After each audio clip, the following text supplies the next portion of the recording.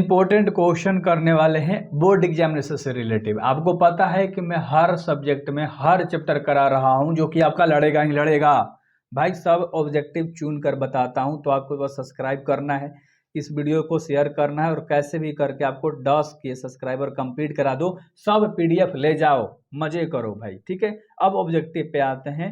चलो, पहला प्रकाश वर्ष का मात्रक है। प्रकाश वर्ष का मात्रक होता है दूरी।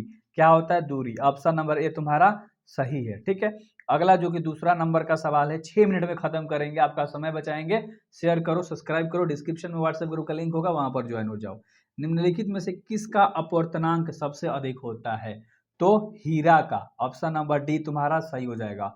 इसी तरह से करेंगे, पूरे जोश के साथ करेंगे, सब याद हो जाएगा, ठीक है। तीसरा सवाल है आपका, जल का अपवर्तनांक होता है। तो जल का अपवर्तनांक होता है 1.33। ऑप्शन नंबर बी तुम्हारा सही हो जाएगा, ठीक है। अगला सवाल जो कि 4 नंबर का सवाल है, समांतर सतह वाली कांच की पट्टी की शक्ति होती है। तो किस तरह की शक्ति होती है आपको बताना है। तो शून्य शक्ति होती है, 0। ऑप्शन नंबर बी तुम्हारा सही हो जाएगा, ठीक है। शून्य शक्ति होती है भाई। अगला 5 नंबर का सवाल है, कांच के समांतर सतह की पट्टी का फोकस दूरी होता है। तो फोकस दूरी बताना है, तो अनंत होता है, ठीक है। ऑप्शन नंबर बी तुम्हारा सही हो जाएगा, ठीक है। नेक्स्ट क्वेश्चन, प्रकाश वर्ष का मान बराबर होता है। प्रकाश वर्ष का मान बताना है कि कितना होता है। तो 9.64 गुणे 10 के पावर 5 मीटर एम होता है, ठीक है। तो इतना होता है तुम्हारा ऑप्शन नंबर ए, ठीक है। अच्छे तरीके से आपका करना है, ठीक है। अगला सवाल के ऊपर बात करेंगे 7 नंबर का, पूर्ण आंतरिक परिवर्तन की स्थिति की स्थिरांक में परिवर्तन का मान होता है। तो 7 का ऑप्शन नंबर बी होगा, ए होता है। ऑप्शन नंबर बी तुम्हारा सही हो जाएगा मेरे भाई, ठीक है। ये इंपॉर्टेंट क्वेश्चन का सीरीज ही चल रहा है, तो ज्वाइन करो। एक गोलीय दर्पण को पानी में डुबा दिया जाता है, तो फोकस दूरी क्या होगा? तो उसका फोकस दूरी समान ही रहेगा। ऑप्शन नंबर बी हो जाएगा, ठीक है। एक गोलीय दर्पण की बात कर रहा है पानी में डुबाने की, ठीक ना, तो समान रहेगा, ठीक है। 9 नंबर का सवाल है, वायुमंडल की अनुपस्थिति में पृथ्वी से आसमान का रंग दिखाई देता है। आसमान, आसमान आपको पता है ना, ऊपर वाला, हाँ ऊपर वाला काला, ठीक है। तो ऑप्शन नंबर ए हो जाएगा, ठीक। अगला जो कि 10 नंबर का सवाल है, एक समतल दर्पण का वक्रता त्रिज्या होता है। तो क्या होता है? अनंत। ऑप्शन नंबर बी तुम्हारा क्या हो जाएगा मेरे भाई? सही हो जाएगा, ठीक ना। आगे बढ़ते हैं, 11 नंबर का सवाल करते हैं। लेंस की क्षमता का मात्रक होता है। तो लेंस की क्षमता का मात्रक ओम नहीं, बिल्कुल भी नहीं, ठीक है। डायोप्टर होता है। तो लेंस का डायोप्टर, चलो रट्टे, आप 10th क्लास में ही पढ़े हो, ठीक है। 12 नंबर का आपका सवाल है, एक सरल सूक्ष्मदर्शी से बना प्रतिबिंब बना होता है। तो आभासी एवं सीधा बना होता है। ऑप्शन नंबर ए तुम्हारा सही हो जाएगा, ठीक है। 13 नंबर का सवाल है आपका, संयुक्त सूक्ष्मदर्शी के अभिदृश्यक द्वारा बनाया गया प्रतिबिंब होता है। तो 13 का ऑप्शन नंबर डी वास्तविक और बड़ा होता है। वास्तविक और बड़ा होता है। 14 नंबर का सवाल है, एक दीर्घ दृष्टि वाले व्यक्ति को कौन से लेंस की आवश्यकता होती है? तो 14 का ऑप्शन नंबर बी उत्तर लेंस की आवश्यकता होती है, अगर दूर तक देखना है तब, ठीक है। अगला सवाल 15 नंबर का सवाल, सामान्य समायोजन की खगोलीय दूरदर्शक की लंबाई होगी, ठीक है। तो 15 नंबर का सवाल का आंसर आप बता दोगे, F O plus F E. Option number D तुम्हारा हो जाएगा, ठीक है।